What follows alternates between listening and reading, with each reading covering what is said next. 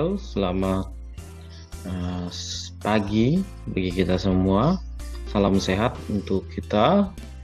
Terima kasih bagi siswa-siswi yang sudah bersedia menonton video pembelajaran kali ini.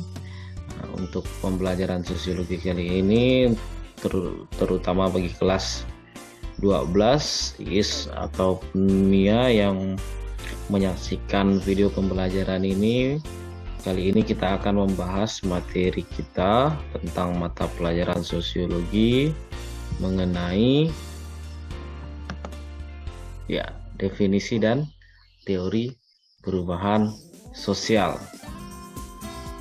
Untuk pembelajaran kali ini, tujuan pembelajaran kita itu adalah peserta didik itu diharapkan dapat menjelaskan pengertian perubahan sosial, bahkan menunjukkan wujud dari perubahan sosial yang ada di masyarakat dengan baik. Ya, sebelum kita masuk ke materi lebih jauh, Bapak ingin mengingatkan bagi siswa-siswi sekalian yang ada di rumah, karena kita pembelajaran dari rumah, melihat atau menonton video pembelajaran yang di-share oleh Bapak Ibu guru kita yang ada di SMA Negeri 1 Montrado. Jadi Bapak harapkan bagi siswa-siswi itu biarpun di rumah ataupun mau bepergian kemana gitu, harus tetap menerapkan protokol kesehatan yang sudah dianjurkan oleh semua orang, yaitu 3M, menjaga jarak, memakai masker, dan selalu mencuci tangan. Jadi ini materi kita kali ini adalah definisi dan teori perubahan sosial. Yang akan kita bahas pertama itu ialah definisi perubahan sosial menurut ahli atau para tokoh di sini. Jadi ada beberapa tokoh yang mendefinisikan perubahan sosial itu berbeda-beda, tetapi maknanya itu sama, ujung-ujungnya itu sama.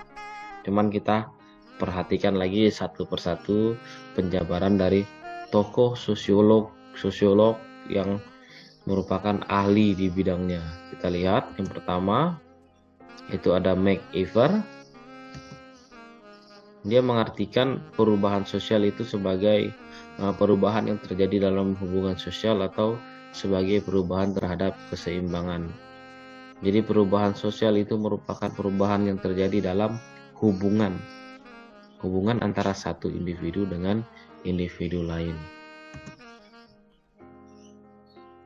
Kemudian ada Kingsley Davis. Ini menjabarkan definisi perubahan sosial itu adalah proses perubahan yang terjadi dalam struktur dan fungsi masyarakat. Misalnya di sini ada dicontohkan perubahan dalam hubungan antara buruh dengan majikan. Jadi itu ada sebuah contoh. Jadi ada sebuah struktur dan fungsi dalam masyarakat. Buruh misalkan fungsinya itu untuk mengerjakan sesuatu yang disuruh oleh majikan. Majikan itu sebagai pesuruh, orang yang menyuruh. Kemudian dari Gilin dan Gilin itu mengartikan perubahan sosial itu sebagai suatu variasi dari cara-cara hidup yang telah diterima, baik karena perubahan kondisi geografis, komposisi penduduk, kebudayaan material, ideologi, maupun karena adanya diskusi atau penemuan baru dalam masyarakat.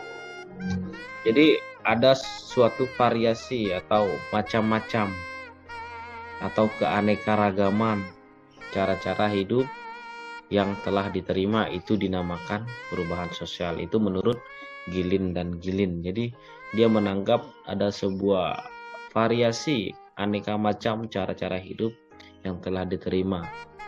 Itu dikatakan sebagai sebuah perubahan sosial yang ada dalam masyarakat menurut Gilin dan Gilin. Kemudian yang D, ini ada Samuel Koenig, itu menganggap perubahan sosial itu sebagai modifikasi yang terjadi dalam pola kehidupan manusia. Ya, Ini kurang lebih dengan variasi tadi, modifikasi itu maksudnya kan membuat sesuatu yang beda. Sama halnya kita dengan memodifikasi sepeda motor, misalkan yang bannya besar jadikan kecil, itu kan termasuk modifikasi. Jadi dia menimbulkan sesuatu yang beda. Kemudian menurut Selo Sumarjan di tahun 1928 dia menjabarkan bahwa perubahan sosial itu adalah perubahan pada lembaga-lembaga kemasyarakatan dalam suatu masyarakat yang mempengaruhi sistem sosialnya. Termasuklah di dalamnya itu, di dalam sistem sosial itu ada nilai-nilai, sikap, dan pola perilaku di antara kelompok-kelompok dalam masyarakat. Ya, ini menurut Selo Sumarjan, dia lebih memandang perubahan sosial itu terjadi karena ada lembaga yang dalam kemasyarakatan itu yang melakukan perubahan, sehingga lembaga itu mempengaruhi masyarakat yang ada di dalamnya. Itu menurut Selo Sumarjan. Kemudian Hawley di sini menjabarkan perubahan sosial itu sebagai perubahan yang tidak terulang dari sistem sosial sebagai suatu kesatuan.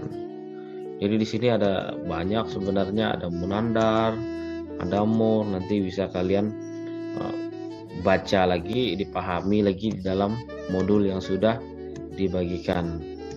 Di sini ada beberapa lagi seperti Munandar, Moore, Masionis, Ritzer, Lauer. Kemudian yang terakhir ini ada menurut Harper. Harper itu mengartikan perubahan sosial itu sebagai perubahan yang signifikan mengenai struktur sosial dalam kurun waktu tertentu. Jadi maksudnya dalam kurun waktu tertentu itu ada perubahan yang terjadi secara cepat, ada juga yang terjadi secara lambat, tergantung dari struktur sosialnya di sini menurut Harper. Jadi dia membagi lagi menjadi 3 di sini perubahan itu. Yang pertama itu ada perubahan dalam personal atau individu atau dalam diri kita. Misalnya perempuan, dulu perempuan itu hanya menjadi ibu rumah tangga, jadi kerjanya itu menjadi ibu rumah tangga. Kalau dulu, sekarang sudah banyak dijumpai itu perempuan yang juga bekerja di luar ya. Jadi perempuan itu kalau dulu dianggap sebelah mata kan, sekarang sudah ada emansipasi wanita itu, perempuan sudah bisa menjadi presiden, menjadi pengusaha, berkarir. Jadi sudah beda pandangan orang terhadap perempuan. Kemudian di sini yang kedua itu perubahan dalam cara berhubungan. Ini misalnya pada masa lalu dalam kantor pemerintahan itu menggunakan tenaga manusia, tetapi saat ini sudah dikenal layanan yang lebih modern dengan sistem online. Ya, kita tahu zaman dulu kan, apabila misalkan di sini yang menggunakan tenaga manusia itu seperti kantor pos. Kalau kita mengirim surat zaman dulu itu tidak kayak sekarang 1-2 menit, yang penting ada sinyal itu tetap sampai. Kalau dulu itu menunggu 3 paling tidak 3 sampai 4 hari, bahkan ada yang 1 minggu lebih untuk mengirim surat saja dulu. Di sini yang ketiga ada perubahan dalam fungsi-fungsi struktur. Dimisalkan seperti zaman dulu itu keluarga menjadi sarana pendidikan tingkah laku atau sikap dan ilmu pengetahuan lainnya bagi anak kalau zaman dulu. Tapi sekarang sudah dikenal dengan adanya sekolah. Jadi untuk sarana pendidikan itu sudah di sekolah, tidak lagi di keluarga. Itu ada terjadi perubahan namanya juga menurut Harper. Jadi ada fungsi-fungsi tertentu yang terstruktur. Jadi berdasarkan banyak pendapat para tokoh tadi, kita dapat menyimpulkan bahwa perubahan sosial itu adalah, di sini kita lihat kesimpulannya. Ya, ini ya. Perubahan sosial itu adalah, bisa kita lihat di sini, suatu proses di mana terjadi perubahan struktur dan fungsi suatu sistem sosial. Disimpulkan, suatu proses di mana terjadi perubahan struktur dan fungsi sistem sosial. Unsur-unsurnya apa saja yang mengalami perubahan dalam masyarakat itu? Seperti di sini ada nilai-nilai sosial, pola perilaku, organisasi, stratifikasi sosial, kebiasaan, dan lain sebagainya. Sesuatu hal yang mengalami perubahan. Kemudian kita lihat ciri-ciri.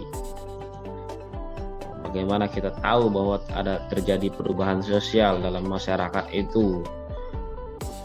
Apa ciri-cirinya? Di sini kita lihat, yang pertama itu tidak ada masyarakat yang stagnan atau tetap atau diam, karena setiap manusia itu mengalami perubahan baik secara lambat maupun cepat. Contohnya yang sekarang misalkan ada yang tidak bisa pakai motor, kalau dulu kan tidak dibolehkan. Begitu udah masuk SMA udah mulai belajar pakai motor, sudah bisa belajar mengendarai motor itu. Jadi ada sesuatu yang berubah, tidak stagnan. Misalkan yang dulunya kelas 11 sekarang sudah kelas 12 dan terus nanti akan selesai. Selalu terjadi perubahan. Kemudian yang kedua, perubahan yang terjadi itu tidak dapat diisolasikan di bidang kebendaan atau spiritual saja. Ya.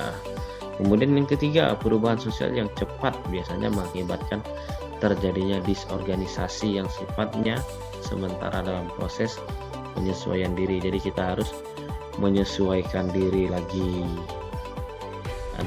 Biasanya ada kesalahan sedikit karena perubahan itu terjadi secara cepat. Contohnya seperti Bapak juga baru juga di SMA 1 Montrado. Jadi Bapak perlu ada itu tadi, pengorganisasian namanya. Bapak harus konsultasi dengan guru-guru dengan sistem pembelajaran yang sekarang, yang sistem daring ini bagaimana. Karena dulu tentunya beda dengan di sekolah Bapak yang dulu, itu tidak sama pembelajarannya dengan yang di SMA kita. Itu ciri-ciri terjadinya perubahan sosial. Kemudian yang keempat itu ada perubahan yang terjadi pada lembaga sosial akan diikuti dengan perubahan pada lembaga lainnya. Ya. Antara lembaga yang satu dengan lembaga yang lainnya itu saling keterkaitan. Jadi perubahan itu bisa menjangkit lah kata sederhananya. Jadi antara lembaga yang satu dengan lembaga yang lainnya bisa mengikuti kalau perubahan itu terjadi secara baik dan benar. Kemudian kita juga lihat di sini ada dua teori dalam perubahan sosial. Yang pertama itu adalah teori evolusi. Teori evolusi ini menjelaskan bahwa perubahan sosial itu terjadi secara lambat untuk waktu yang lama di dalam sistem masyarakat. Jadi perubahan evolusi ini harus diingatnya evolusi, berbeda dengan revolusi. Kalau revolusi itu cepat, evolusi itu lambat. Jadi harus diingat evo dengan revo. Perubahan sosial dalam teori evolusi ini jarang menimbulkan konflik karena itu tadi terjadi secara lambat, secara perlahan-perlahan. Jadi jarang sekali menimbulkan konflik karena tidak terkejut orangnya, itu tidak terkejut karena perubahan itu terjadi secara lambat dan tidak disadari. Kemudian yang kedua itu ada teori siklus. Teori siklus ini menyatakan bahwa perubahan sosial ini bagaikan roda yang sedang berputar ya. Kalau roda itu kan diibaratkan bisa cepat, bisa juga lambat, tidak tentu. Artinya perubahan zaman itu merupakan sesuatu yang tidak dapat dihindari oleh manusia dan tidak dapat dikendalikan oleh siapapun. Roda itu terus berputar katanya. Bagaimana seseorang berusaha untuk mencegah terjadi perubahan sosial, mereka tidak akan mampu. Perubahan sosial itu akan terus terjadi. Contoh, misalkan kalian sudah sampai di masa sekarang, udah sampai kelas 12, mau kah tinggal di kelas 12? Tentu kan tidak mau, pasti mau terus terjadi perubahan. Mau selesai SMA. Adakah yang tidak mau selesai SMA? Pasti tidak. Jadi bagaimanapun seseorang itu pasti melalui masa-masanya. Misalkan kalian nanti mau ujian, tetap pasti akan ujian, tidak mungkin tidak ujian asalkan kalian terus bersekolah. Ya, jadi sekian pembahasan kita mengenai definisi dan teori perubahan sosial kali ini untuk pembelajaran 1 di kelas 12 AIS atau MIA di SMA Negeri 1 Mentrado. Jadi Bapak harapkan kalian itu bisa meringkas minimal 1 atau 2 halaman nanti tentang kegiatan pembelajaran pertama ini mengenai definisi dan teori perubahan sosial. Jadi itu pesan Bapak, jadi harus dikerjakan tugasnya, kemudian jangan lupa terus jaga kesehatan, minum air yang banyak, dan juga tetap melaksanakan protokol kesehatan, selalu menjaga jarak, mencuci tangan, dan menghindari kerumunan. Jadi sampai di sini materi kita kali ini. Selamat menyaksikan, selamat memahami, dan jangan lupa tugasnya dikerjakan. Adil Catalino, Baculamin Kesaruga, Basengat, Kajubata.